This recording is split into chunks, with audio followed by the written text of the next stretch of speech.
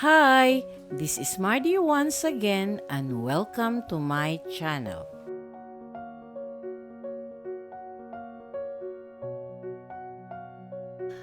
On July 28, 1941, Jesosa Purificacion Levi Sonora Po, known professionally as Susan Roses, was born in Bacolod, Negros Occidental.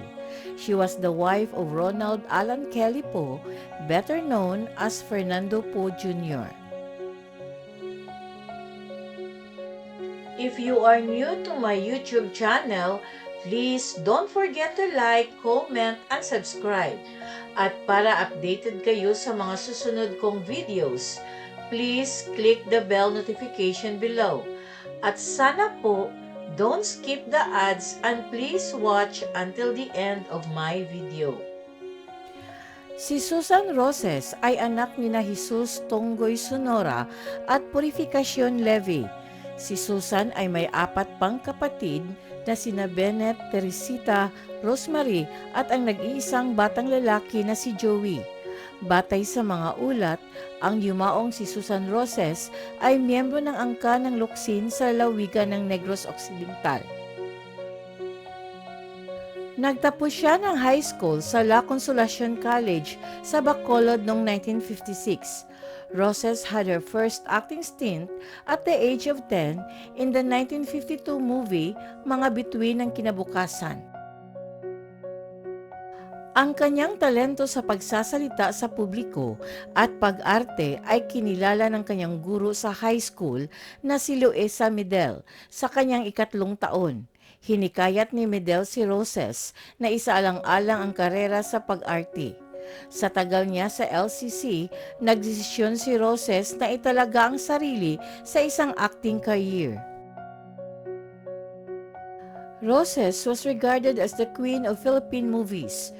Her career spanned over 7 decades, during which she starred in more than 130 films and television programs. She won 5 FAMAS Awards, including 2 Best Actress wins. Luna Awards honored her with a Lifetime Achievement Award for her long-standing career and contribution to the Philippine cinema. After the death of her husband, Fernando Po Jr. in 2004, Susan Roses continued to make significant contributions to the Philippine film industry.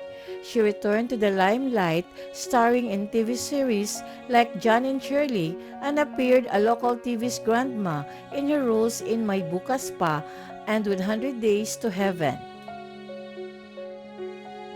Roses also became an advocate for her husband's political career. She was convinced that President Gloria Macapagal Arroyo won the 2004 Philippine presidential election through electoral fraud at her husband's expense and demanded Arroyo to resign in June 2005. Sina Susan Roses at Fernando Po Jr., parehong alamat sa industriya ng pelikula sa Pilipinas, ay nagbahagi ng kwento ng pag-ibig na bumihag sa puso ng marami. Nagpakasal sila sa isang civil wedding noong December of 1968 at nang maglaon sa isang reliyosong serbisyo. Ang kanilang kasal ay isang grand affair kasama sina Pangulong Ferdinand Marcos at unang ginang Imelda Marcos bilang principal sponsors. Inilarawan ito bilang isang pangarap na kasal, diretso sa mga pahina ng pinakaromantikong libro. Ang kanilang kasal ay hindi lamang tungkol sa kanilang mga personal na buhay, kundi pati na rin sa kanilang mga profesional na karera. Pareho silang iginagalang na mga figura sa industriya ng pelikula sa Pilipinas, at ang kanilang pagsasama ay nakita bilang isang pagsasanib ng dalawang cinematic powerhouses. Inampun nila ang isang anak na babae, si Grace Po, na kalaunan ay naging isang sikat na senador. Sa kabila ng mga hamon na kanilang kinaharap, nanatiling matatag ang kanilang relasyon hanggang sa kamatayan ni Fernando Po Jr. noong 2004. Matapos ang kanyang pagpanaw, patuloy na pinarangalan ni Susan Roses ang pamana ng kanyang asawa at naging advocate para sa kanyang political career. Their relationships was not without trials, but through it all, their love for each other and their dedication to their craft remained unwavering. In 2005, Roses was one of the first inductees on Eastwood's City Walk of Fame. Months prior to her death in 2022, Roses was honored by the Philippine Post Office with a commemorative stamp. Roses passed away on May 20, 2022 due to cardiopulmonary arrest.